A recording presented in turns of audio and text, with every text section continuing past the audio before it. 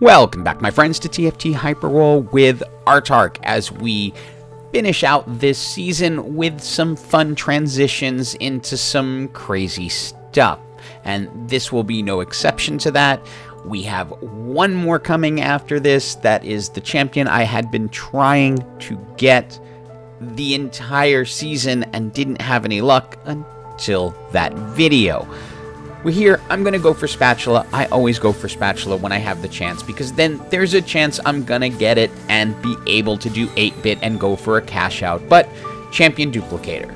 Now, the one thing I like about Champion Duplicator is that means that's one less legendary I need to get at the end.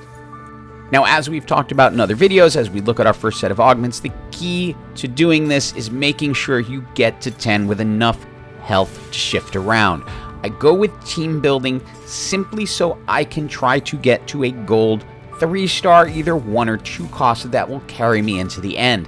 I skip over punk because I don't like the punk trait on Jinx per se, but I will take a Spellweaver Annie, especially since I have 2 additional Annies, and remember, I have another Champion Duplicator coming, so I'm really just 2 Annies away from going to gold.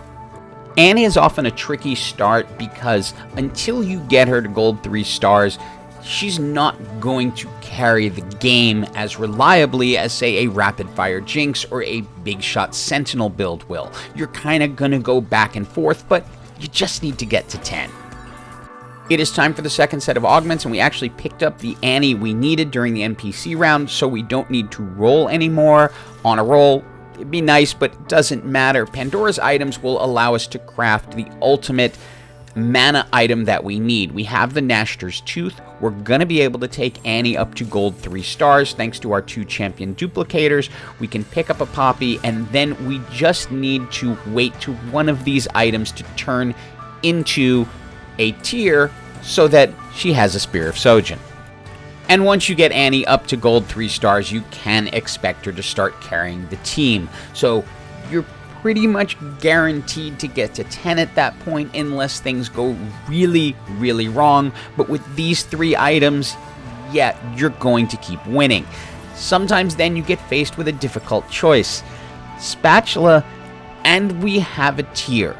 So that can now add emo to a champion, which would enable us to go to the 6 emos and or just create some nonsensical emo thing down the line, and it's really, really hard to resist that.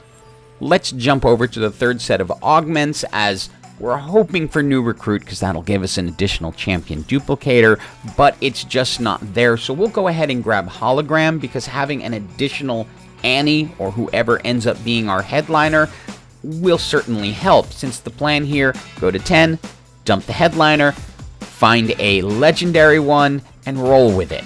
And if you decide to run this build, it's pretty key to get Nico involved. That will allow you to go KDA. You can go with 3 or 4 Superfan, depending how the rest of the build's going. Adding the 4th gives you a little bit of Omnivamp on your headliner.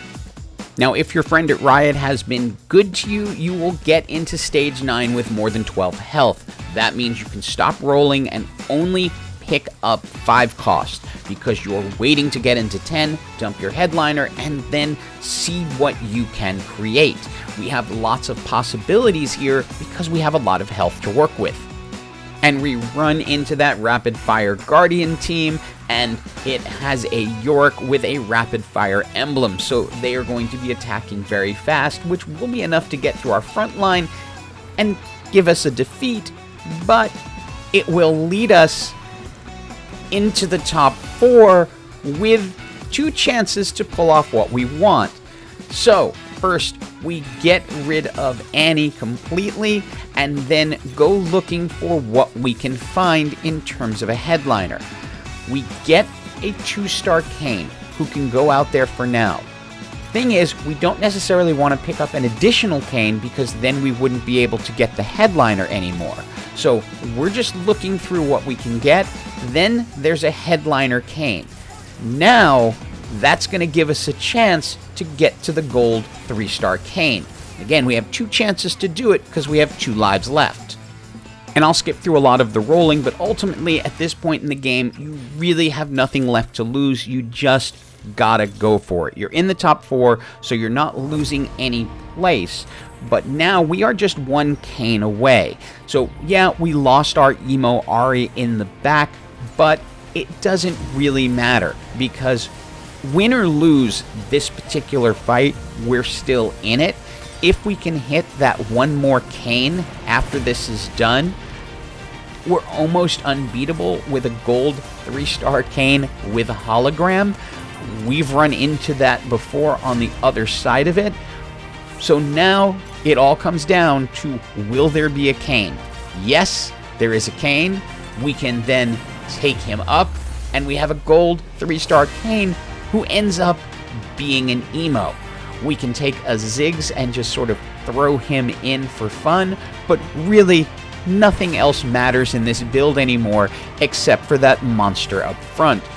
Because of the wildcard trait and the fact that we lost last round, Kayn will now heal us. So you can watch our health as he slices through the opposing team. 6, 8, 10, 11, and yeah, we're no longer in danger of being knocked out, but the Rapid Fire Guardian team is in a little bit of trouble. And after you've won a round, then Kayn gives gold for killing opponents. And you will see it is a lot of gold. And I was hoping to maybe throw a 3-star Sona in as well, but was not able to find enough of her. But Kayn, yeah, it's just gonna be over fast. Ghost team eliminated. GG for everyone. Hope you enjoyed this video, and as always, have an absolutely awesome day.